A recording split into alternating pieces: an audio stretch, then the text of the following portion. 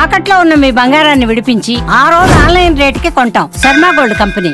సాధారణ వ్యవసాయ కుటుంబమే అయినప్పటికీ తల్లిదండ్రుల ప్రోత్సాహంతో ఉన్నత చదువుల కోసం అమెరికా వెళ్ళింది.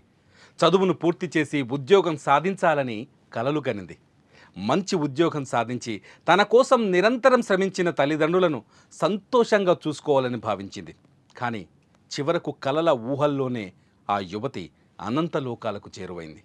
అమెరికాలో బ్లడ్ క్యాన్సర్తో మృతి చెందిన తెలంగాణ అమ్మాయి విషాద గాథ అందరినీ కలిచివేసింది.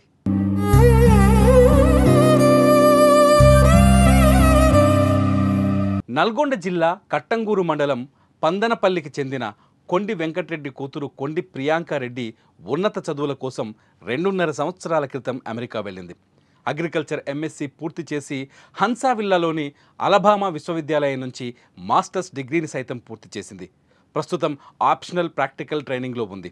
ఈ నెల 5వ తేదీన గొంతు నొప్పి వస్తుందని తన తండ్రికి ఫోన్ ద్వారా సమాచారం అందించింది.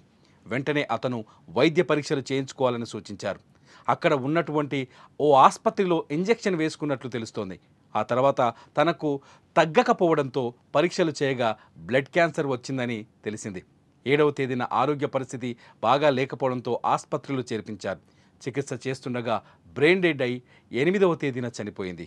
ఈ విషాద ఘటన తెలియడంతో గ్రామంలో ఒక్కసారిగా విషాద ఛాయలు అలుముకున్నాయి. ఊరు కాని ఊరిలో, దేశం కాని దేశంలో తమ కూతురు మృతి చెందడంపై తల్లిదండ్రులు కన్నీరు మున్నీరుగా విలపించిన తీరు స్థానికులను సైతం కంటనీరు తెప్పిస్తోంది.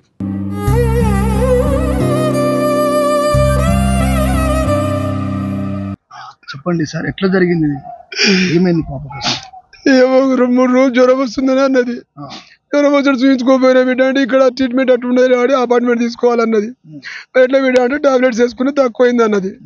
అన్నాక ఆదివారం నాడు ఫోన్ చేసిన, బేస్తవారం, శుక్రవారం, శనివారం ఫోన్ చేస్తే మామూలుగా మాట్లాడింది.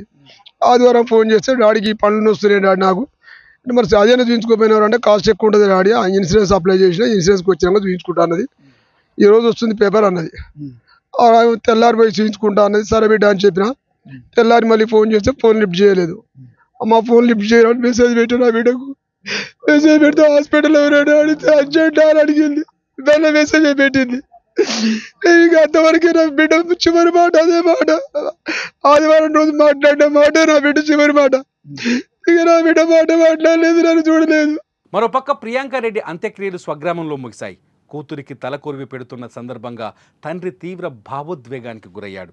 ఎన్నో కలలు, మరెన్నో ఆశలతో తన కూతురు అమెరికా వెళ్ళిందని, కానీ కలలు కలలుగానే మిగిల్చి కన్ను మూసిందంటూ రోధించాడు. చిన్నప్పటి నుంచి చదువుపై ప్రియాంకారెడ్డి ఎంతో శ్రద్ధ చూపించేదని, ఎంతో కష్టపడ్డామని, కానీ చివరి రోజుల్లో తమ ఆలన పాలన చూడాల్సిన కూతురికి ఇలా జరిగిందంటూ గుండెలు పగిలేలా రోధించాడు ఆ కన్న తండ్రి.